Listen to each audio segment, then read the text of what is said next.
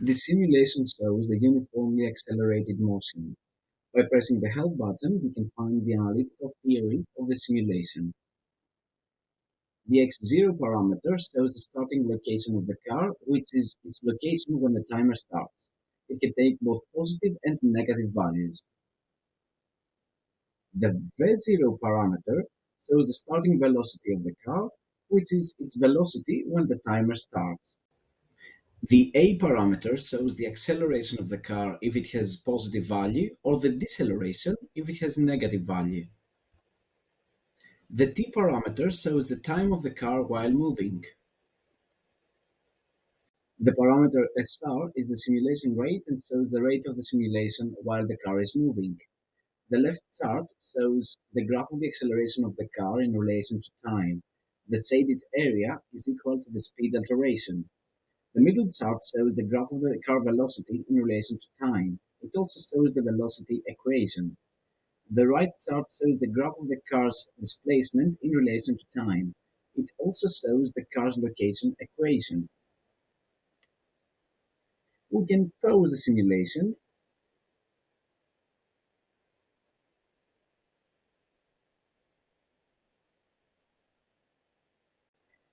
We can hide all of the vector quantities of the phenomenon.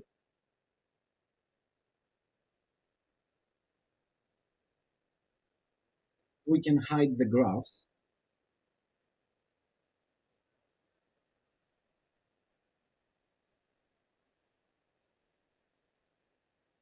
We can put grids on the graphs for a more accurate measurement of the velocity and displacement values. We can check the car's location, yellow spots per time interval dt. We can revert the simulation to its original condition. We can choose several parameters combinations and study the simulation.